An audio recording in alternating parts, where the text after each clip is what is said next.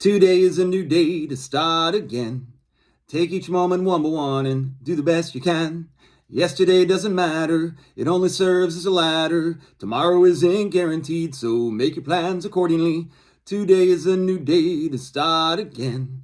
Take each moment one by one and do the best you can. Grand Rising, today is a new day to start again. It is 11/11/2024. So yesterday was a short day at work. It was beautiful out. I love a short day because you have the opportunity to make a little money, be productive, and then you have the rest of the day for yourself. When I got off work, I came home. I had plans, and then I'm trying to be frugal, so I decided to come home. And I made myself a late lunch, and then I ate and went to sleep and didn't wake up until midnight. And now I'm ready to go. So I decided to write down some things, and I thought I would share them. I feel out of sync. I still feel out of sync. I'm trying to calibrate. I think it's the idea of my expectations. Ever since the election, just everything as I move forward with the energy of other people, I can definitely feel a difference. And it seems to be calibrating with everybody.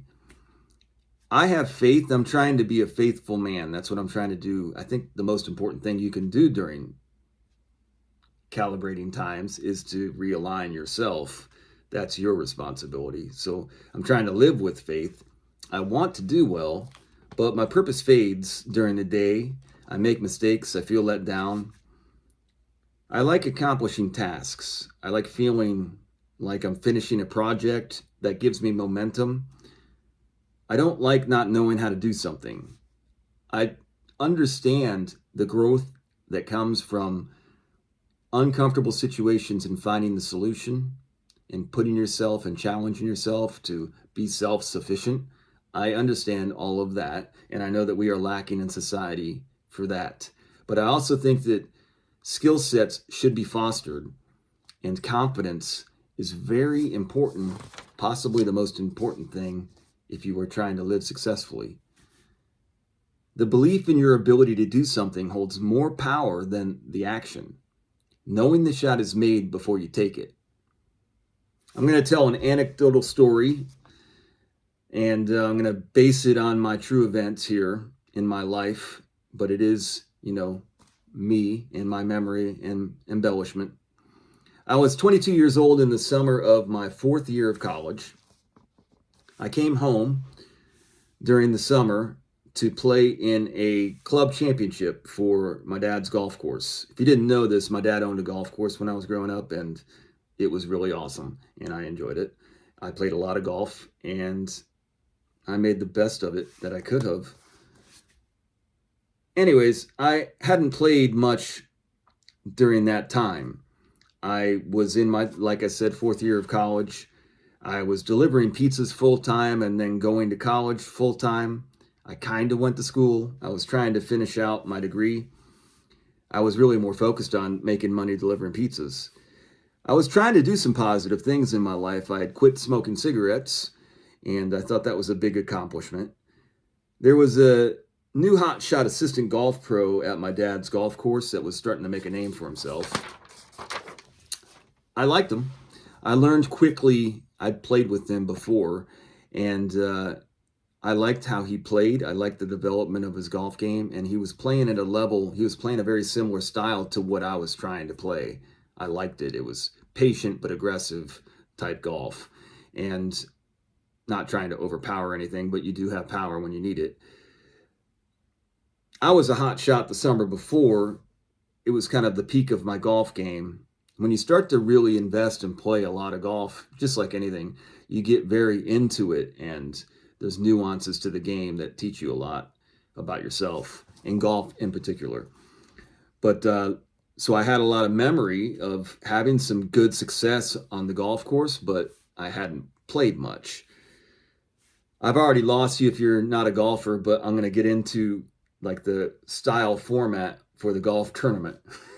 So most people, when they think of golf, they think of stroke play. That's where you start on the first hole, you play 18 holes, and whoever hits the least amount of shots wins the game for the whole round. So every shot counts.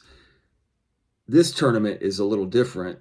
The club championship was under match play form where you're playing per hole. So you just really have to try to win each hole, as many holes as you can win. The person that wins the most holes, you're playing against one person in the match, wins the game. So you don't have to hit every shot great. You just have to hit enough to win each hole.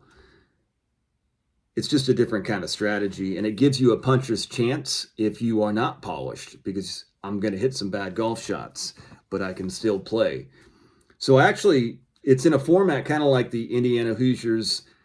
They were very good in the NCAA tournament in past years. They haven't been as successful, but to tie that sweatshirt into the game, I am enjoying watching the Hoosiers football team, who are 10-0. Thought maybe I'd give a shout out to that. Anyways, back into the golf. So this tournament is a match play tournament, and there's rounds set up like brackets. And I won my first two matches, pretty dominating.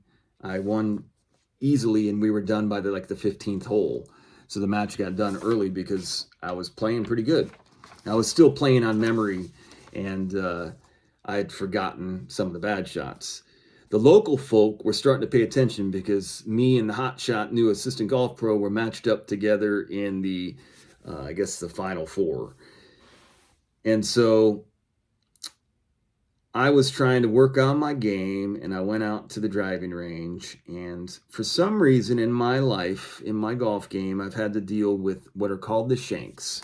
And I don't even like to say the word. I don't really like to talk about it, but it's part of this. So a shank, if you don't know, in golf, you have the golf ball. When you're hitting the shot, for some reason, when you hit it, the ball goes right, like directly right. And it is unplayable because a golf course on the hole that you're playing has boundaries. There's out of bounds. There's people's houses. There's children that are playing. You can't have no control over this ball going. And it's really strange because you'll be playing well, and then all of a sudden, and a lot of players never have to deal with it. I am not crazy. This is not a figment of my imagination. There's actually a movie called Tin Cup, which is one of the most popular golf movies. Kevin Costner in the movie has a pretty large segment where he's dealing with these huervos, the horizontals. Anyways, the way that you figure out how to stop doing it is it's called a hooded golf shot. You turn your toe of the club in, and when you come over and you hit the ball, you basically are smothering it to the left. But you can at least control it a little better on where the ball is going to go. You can keep it on the golf course. So if you start to get these huervos, you start to guard, and it restricts your golf swing. And it's an ugly golf shot, but you can play it. And that's what I was dealing with going into this big match. So I started into the first hole, and it was pretty obvious that he was a much better golfer, at least at that stage in the game.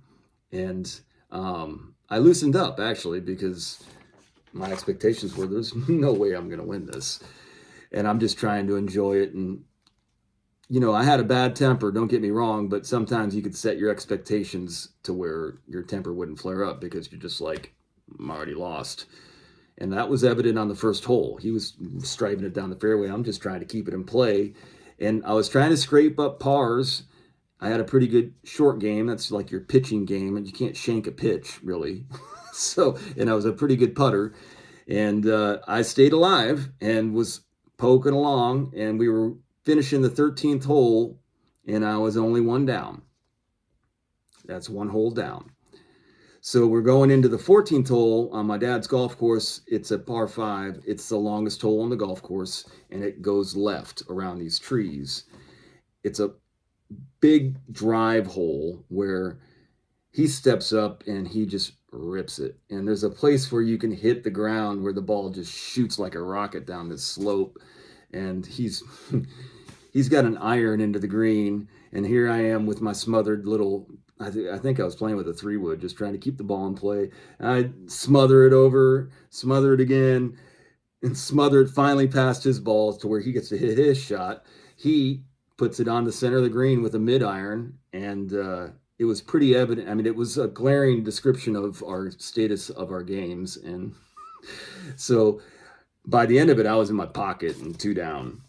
And then we're going into the 15th hole, which is a signature hole, a par 3.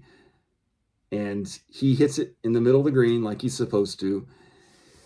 It's over water, and it's a pond, and then like this a little area between the pond and really bad if you go way left. So I basically smother it into this little grassy place. I chip it up to about 3 feet. He gets a little too aggressive with his putt and passes the hole, comes up and misses, and then I make it. So I'm like, all right, I'm only 1 down, going with 3 to play. Here we go. So I get up to the tee, and so I picked up the hole. I won the hole, and he was a little mad. Comes up. So the 16th hole is it's a short par 4 where you really can just hit an iron out to the middle and then hit an iron into the green, a shorter club, which is more controllable because you can't go left. But I can't even hit my iron without going left. So he hits a great shot right down the middle of the fairway with this driver. I think he was ballsy. He just played smart and strong and hit a good drive and passed the trouble. And then I put it into the little jail. They call it in jail. So I got trees. I can't even see the green. There's too many trees above me. So I have to like chip it out in front of the green. So I'm in a lot of trouble again. He hits it, but he hits it a little hot, and it's on the back of the green, and the green all slopes down and the pin's up front. So I'm actually in a pretty good spot now because I'm right in front of the pin. So I flip it up there to about 3 feet below the hole where you're supposed to put it, and then he chips up and he misses his putt, and I make my little 3-footer, and there we go. We're even, 2 to play, and I have no business even being in this match. We get to 17, another dog leg left, and there's bunkers that are sitting on top of this hill. A really good player just takes it right over the top of the bunkers and really close to the green. It's another par 4. I have my smother shot. I'm a little bit cocky coming up to the tee. I'm like, I can swing a little freer here. And man, I duck hook this thing so far out of bounds that nobody's going to find that golf ball. We're not going to look for that. And I have to go back to the cart right after I just tied the match up. And I'm just like, I can't believe I did that. I should have just hit a dang iron out there. So then he hits a safe shot down the right side. And then I hit another shot, just barely stay alive, and I hit it into the fairway bunker on top of this hill. It's not a great spot to be. He goes at this ball. He's just waiting for me to get up on top and figure out how to like blast this shot out. I try to hit it a little bit thin, and I get a little lucky. I caught contact with the ball, and the pin's right behind a fairway or a greenside bunker. I'm getting deep into this. And it bounces through the bunker and up onto the grass, right up onto the fringe. It's like 15, 18 feet away from the hole. And then he goes long, and you can't go long on 17. I don't know, he had an open shot, and he hit it long. So then he pops it up onto the green, and he's got like a 20-foot putt. But I had went out of bounds. My first shot, if you forgot about that part. And so I'm basically out of the hole, but I'm looking at this chip shot, and it's pretty easy chip. And I stood over the ball and chipped it and right in the hole, boom. And he looked up at me and shook his head, and he goes, "That was fucking clutch, Clark." And to this day, that's still probably one of my favorite moments. Pretty crazy. I went off script a little bit, and I'm trying to figure out where I'm at now. So then he missed the putt, and then had to make another putt, and he had to still make like a 3-footer to tie the hole. Somehow I got the advantage on the hole, but he made the putt. So we're going at 18. 18's a par 5. We're square. And I have my I had a driver in the bag. That's what I just duck hooked out of bounds. So I pull out my 3-wood and try to just get it out there. And I go into, there's a fairway bunker. I hit it into the fairway bunker on the par 5. He rips his drive down the middle of the fairway. He's got like an easy, he's got like a, a long iron into the green. And so I have a longer shot than his second shot. And I knock it on the green. He misses the green, chips up on the green. And I'm like 45 feet away. He's much closer. But we're laying the same because he missed the green with his long iron and I hit the long iron shot. So I'm standing over the putt and there's a deck behind the green of our clubhouse. Most golf courses have the last green as a place where people can watch. And there weren't a lot of people, but there were like 9, 10 people up there. I'm standing over this putt. I really didn't feel that much in the moment because I had no business even being in this match. And I'm standing over this putt, and it's like this downhill 45-foot putt. And I'm trying to just get it close enough to where he has to 2-putt. And I wrap it, and I start walking towards it, and it's going over this crest, and I felt like it was going way too fast. So I don't usually chase my putts, but I knew right when I hit it, I'm like, oh boy, I'm gonna have to walk because it's gonna go past the hole. And I'm gonna So I started walking towards it, and as it got over the crest, I'm like, wait, that's starting to change direction. And it started to go towards the hole, and I started to gain momentum with my walk. And then it looked like it was going in, and I was like, that's fucking going in. And it went in, and I won the match. Well, I hadn't won it. He still had a putt, but it was a pretty big moment. And it went in, not even that hard. It went in good, though. If it would have missed, it would have went by the hole. I got lucky, but it felt awesome. And so I think I went like 3 pages on that. Here we are. He missed his putt, and I won the match. It was really amazing for me. It was not great for him. It's funny. Me and him had a pretty good relationship. We shook hands. As we were going away, he was angry because he should have won. He was a way better player. And actually later, he credits me to really helping him elevate his game because he gave the match away a little bit. I had to do some pretty spectacular things, or the Lord, or whatever you want to call it. The Lord was on my side that day. But basically, he went to put his clubs up, and then he came around, and I went up to the front of the clubhouse to greet him on his way out. And he had his window rolled down, and he was like, I wish you wouldn't have celebrated quite so much. And I'm like, I know, I'm sorry. It was just a big moment. And then I was like, hey man, can I get a cigarette? And he looked at me, and he went down and grabbed a cigarette, and I put it in my mouth, and I was like, can I get a light? And he gave me his lighter, and I lit my cigarette, and then he just was like, fuck you, and took off. And it was just, I'll never forget that moment. It just sticks with me to this day. And I haven't talked to that guy in a long time. It's really cool. I wish I could meet up with him and tell him that story again and see what his version of it is. But I think that's about it.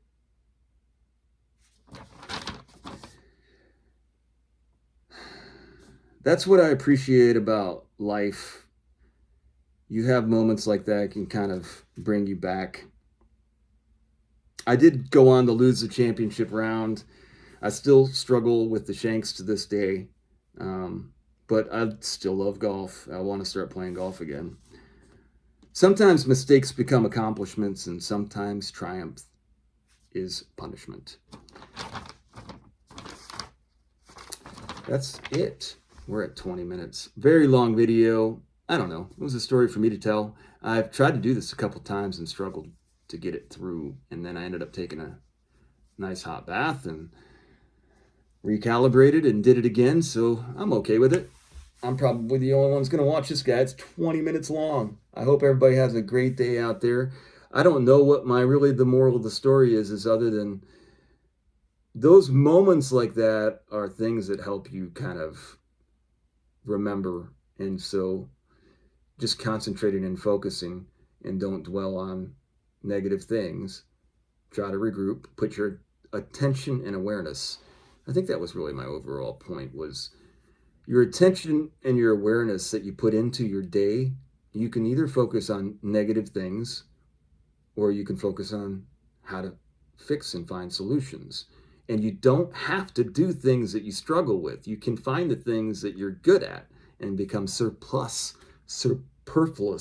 in the attributes that you actually bring glory to.